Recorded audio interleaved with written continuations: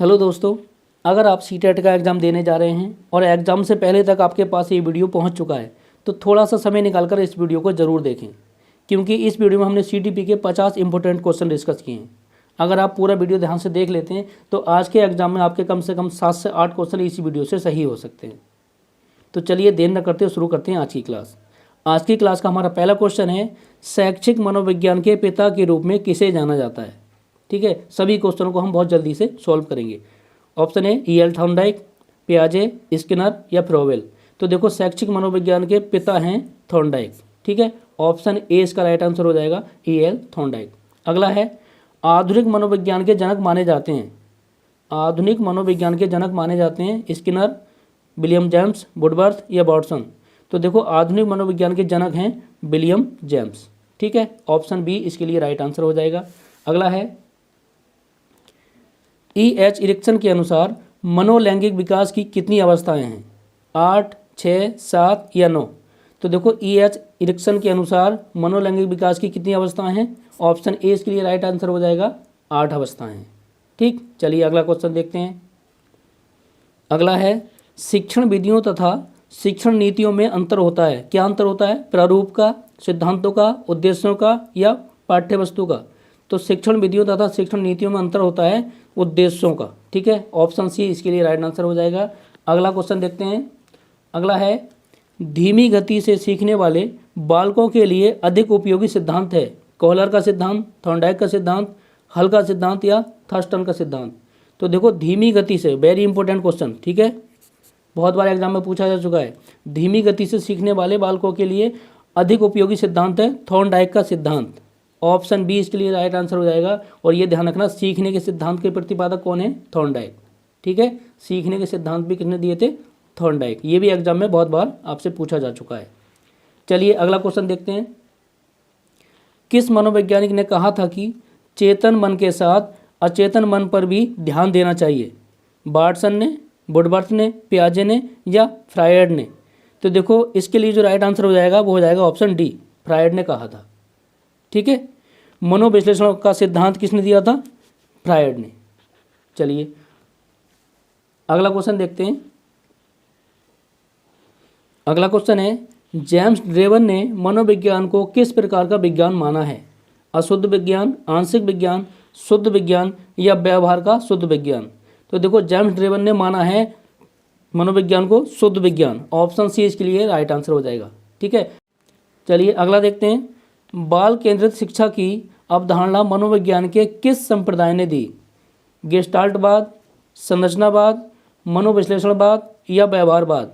तो देखो बाल केंद्रित शिक्षा की अवधारणा मनोविज्ञान के मनोविश्लेषणवाद ने दी। ठीक है, ऑप्शन सी इसके लिए राइट आंसर हो जाएगा। अगला क्वेश्चन देखते हैं।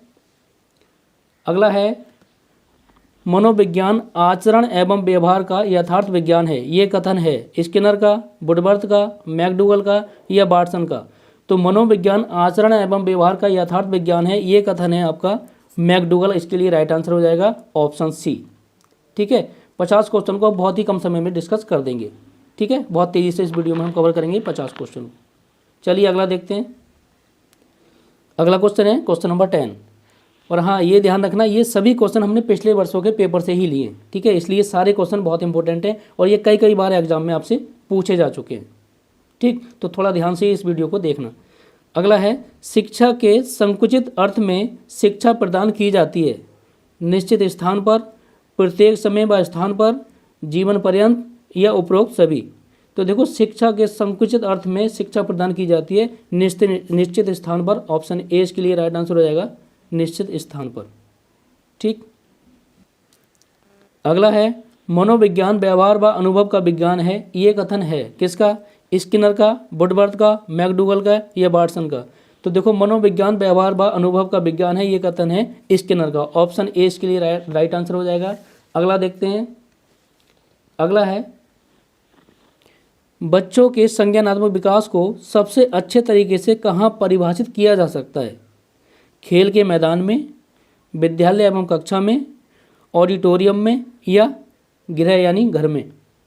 तो देखो बच्चों के संज्ञानात्मक विकास को सबसे अच्छे तरीके से कहाँ पर परिभाषित कर सकते हैं, हम कर सकते हैं विद्यालय व कक्षा में। ठीक है, ऑप्शन बी इसके लिए राइट आंसर हो जाएगा। ठीक। अगर बात आती सामाजिक विकास की, ये संज्ञानात्मक विकास है, अगर बात करते हैं हम सामाजिक विकास की तो उसके लिए हो जाता खेल का मैदान, ये राइट आंसर होता। ध्यान रखना, संज्ञानात्मक विकास की बात हो रही है तो विद्यालय एवं कक्षा होगा, अगर बात की जाए सामाजिक विकास की तो खेल के मैदान इसका राइट आंसर होगा। कई बार ये भी पूछा जा चुका है। चलिए अगला देखते हैं। अगला है, वर्तमान में शिक्षा मनोविज्ञान किस अवस्था में है? शैशवावस्था, बाल्यावस्था, किशोरावस्था या वृद्धावस्था? तो देखो वर्तमान की बात की जाए तो वर्तमान में शिक्षा मनोविज्ञान है शैशवावस्था में। ठीक है, ऑप्शन ए इसके लिए राइट आंसर हो जाएगा, शैशवावस्था। अगला है, एक शिक्षक के लिए सबसे महत्वपूर्ण क्या है? कक्षा में अनुशासन बनाए रखना, कक्षा में समयानुवर्ती होना, विद्यार्थियों की कठिनाइयों को दूर करना या एक सुवक्ता होना। सुवक्ता मतलब बहुत अच्छा वक्ता। तो देखो एक शिक्षक के लिए सबसे महत्वपूर्ण है कि विद्यार्थियों की कठिनाइयों को दूर करे। ठीक है, विद्यार्थियों को जो भी समस्या आ रही हैं वो शिक्षक दूर कर पाए तो वो उसके लिए सबसे महत्वपूर्ण है। चलिए ऑप्शन सी इसका राइट आंसर हो गया। अगला क्वेश्चन देखते हैं। अगला है, निम्नलिखित में से चिंपैंजी पर प्रयोग किसके द्वारा किया गया? ठीक है, तो देखो चिंपैंजी पर प्रयोग किसने किया था? पियाजे, थॉर्नडाइक, कोहलर या उपरोक्त सभी? तो चिंपैंजी पर जो प्रयोग करने वाले साइंटिस्ट थे वो थे कोहलर। ऑप्शन सी इसके लिए राइट आंसर हो जाएगा। ठीक है, थॉर्नडाइक ने किस पे किया था? बिल्ली पर किया था। थॉर्नडाइक ने बिल्ली पर, ये ध्यान रखना। और पियाजे ने किया था अपने बच्चों पर। ठीक है, पियाजे ने अपने बच्चों पर किया था। चलिए अगला क्वेश्चन देखते हैं। अगला है, निम्नलिखित में से मनोविज्ञान को मन का विज्ञान किसने कहा था? जॉन ड्यूवी, डगलस, पेस्टोलॉजी या स्किनर? तो मनोविज्ञान को मन का विज्ञान कहा था पेस्टोलॉजी ने। ऑप्शन सी इसके लिए राइट आंसर हो जाएगा, पेस्टोलॉजी। अगला है, गेट्स के अनुसार अनुभव द्वारा व्यवहार में परिवर्तन ही डैश डैश है।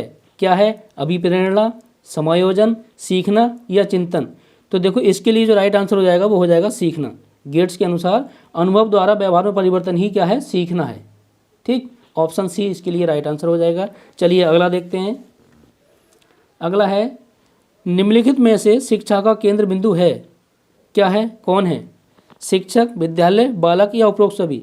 तो देखो शिक्षा की बात की जाए तो शिक्षा का केंद्र हमेशा बालक होगा।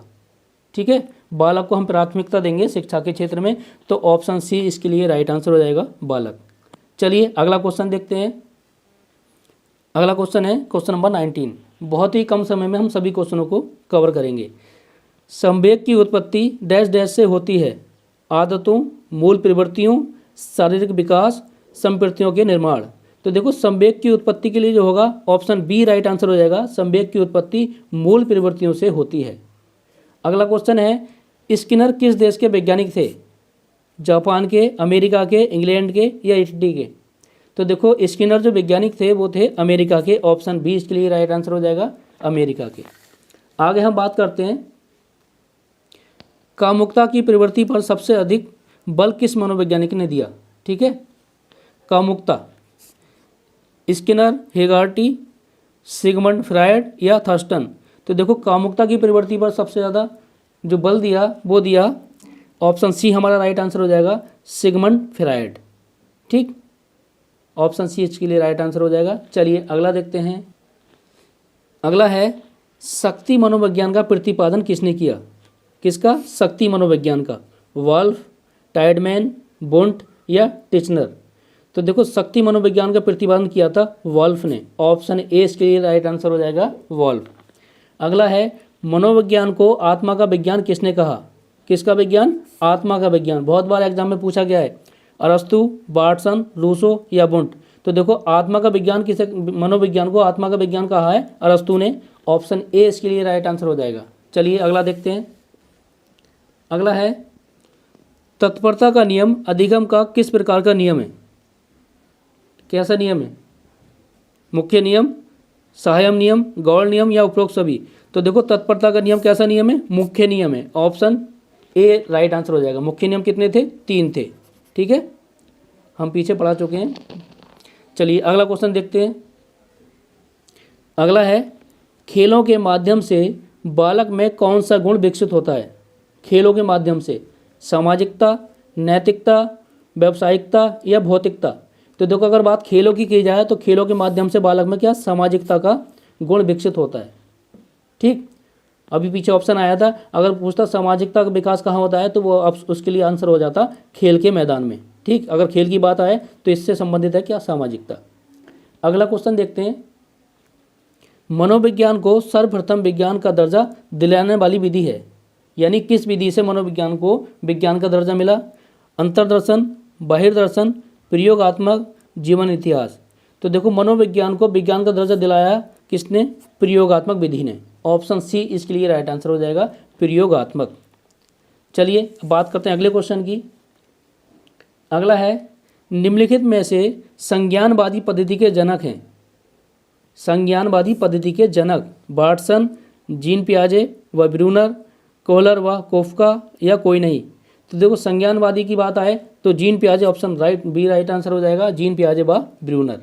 ठीक, संज्ञानवादी पद्धति के जनक जीन पियाजे व ब्रूनर। चलिए अगला क्वेश्चन देखते हैं। अगला है, बहिर्दर्शन विधि का प्रतिपादन किया किसने, जेबी वाटसन, बोन्ट, स्काउट या स्किनर। तो देखो बहिर्दर्शन विधि के प्रतिपादक हैं जेबी वाटसन। ऑप्शन ए इसके लिए राइट आंसर हो जाएगा, ये प्रतिपादन किया था वाटसन ने। अगला है, साइकिल चलाने वाला स्कूटर चलाना सीख लेता है, ये है क्या है, शून्य स्थानांतरण, लंबवत स्थानांतरण, ऋणात्मक स्थानांतरण या धनात्मक स्थानांतरण। ठीक, तो देखो कई बार क्या होता है, साइकिल चलाने वाला स्कूटर चलाना सीख लेता है, मतलब उसे पहले का कुछ ज्ञान है और उसका वर्तमान में हम पॉजिटिव यूज कर रहे हैं, यानी पहले साइकिल चलाई उसके बाद हम स्कूटर चलाना सीख रहे हैं। ठीक, तो देखो हमारा ये पॉजिटिविटी है, तो इसके लिए जो राइट आंसर हो जाएगा वो हो जाएगा ऑप्शन डी, धनात्मक स्थानांतरण।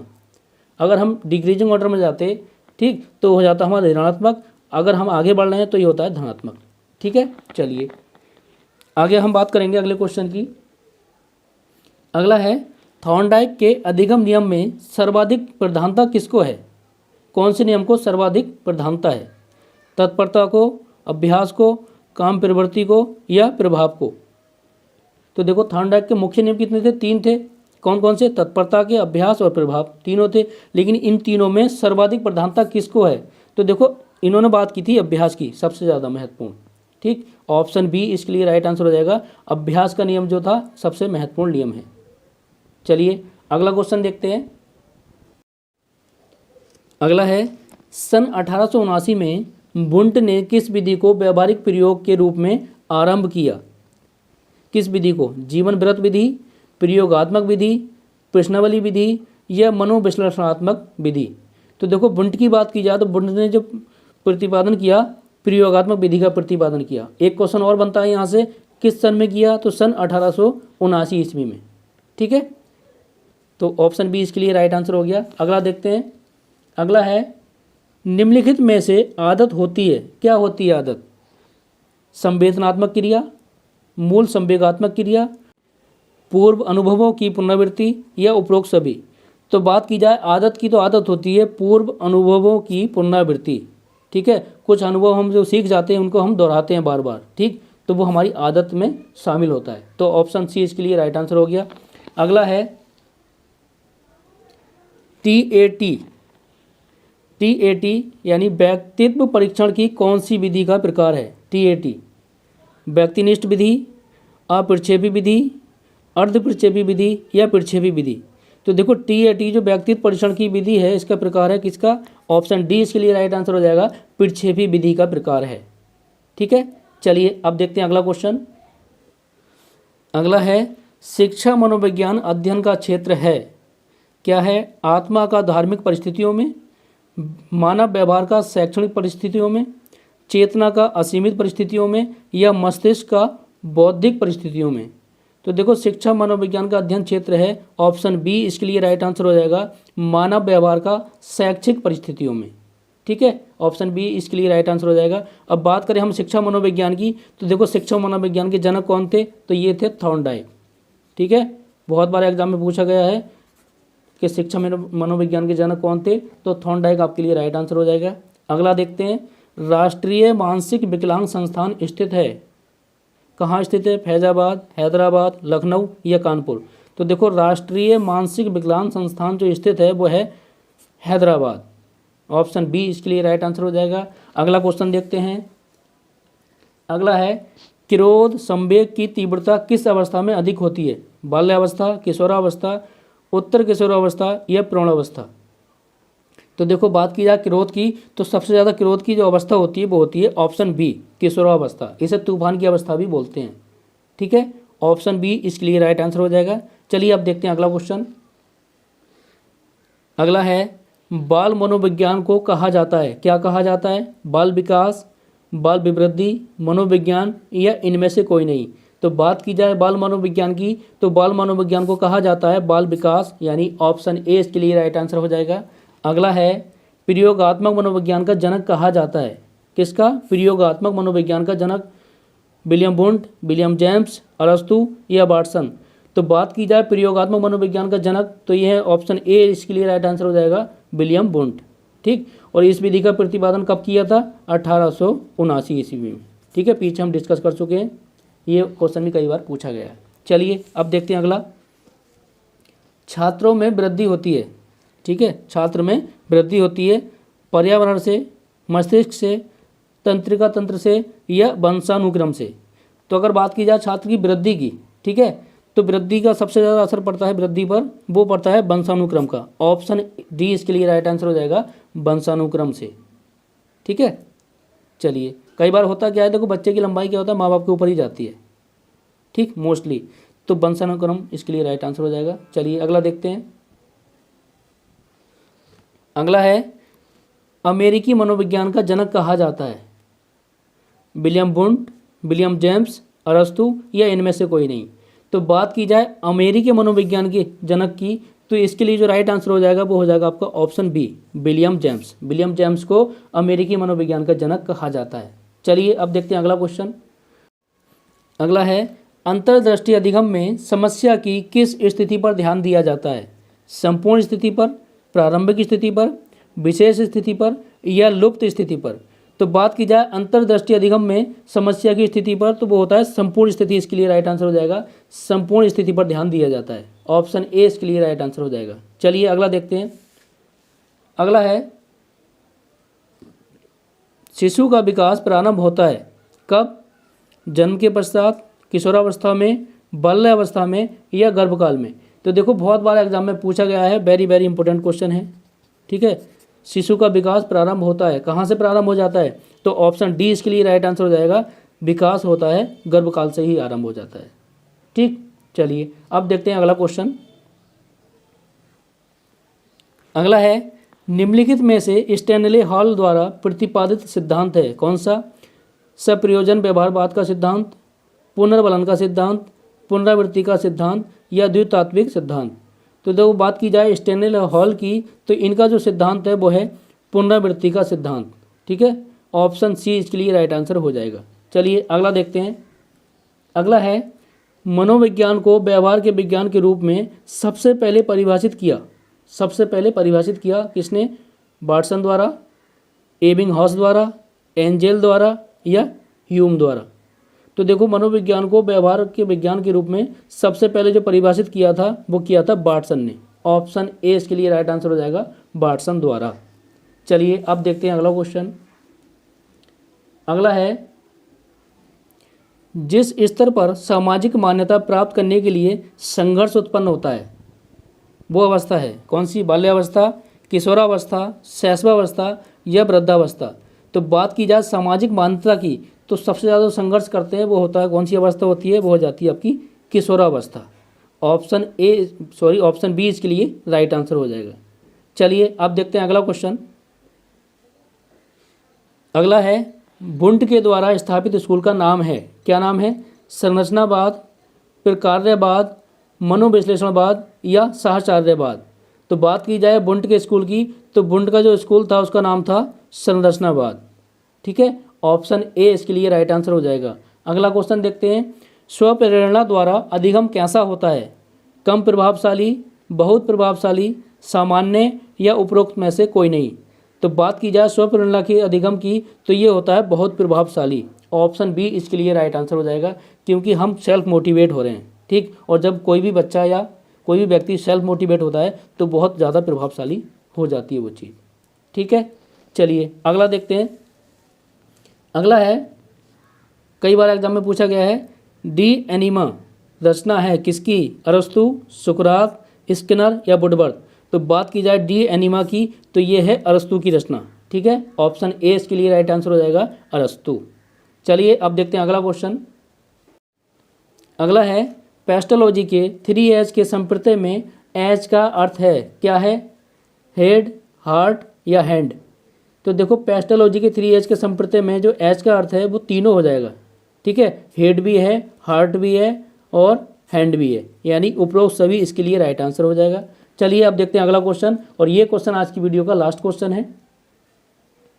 क्या है क्वेश्चन कि बार्टसन ने नवजात शिशु में मुख्य रूप से किन संवेगों की बात की है। किसने, बार्टसन ने। ठीक, उत्तेजना की बात की है, कपट और प्रसन्नता की, भय, क्रोध और स्नेह, या इनमें से कोई नहीं। तो बात की जाए बार्टसन की तो बार्टसन ने नवजात शिशु के संवेगों की जो बात की है वो की है ऑप्शन सी इसके लिए राइट आंसर हो जाएगा, भय, क्रोध और स्नेह की बात की है। ठीक है, ऑप्शन सी इसके लिए राइट आंसर हो जाएगा। तो चलिए इस वीडियो में बस इतना ही, मिलते हैं नेक्स्ट वीडियो में। और चलते चलते एक बात कहना चाहेंगे कि हमें उम्मीद ही नहीं पूरा विश्वास है आप एग्जाम में बहुत अच्छा स्कोर करके आएंगे।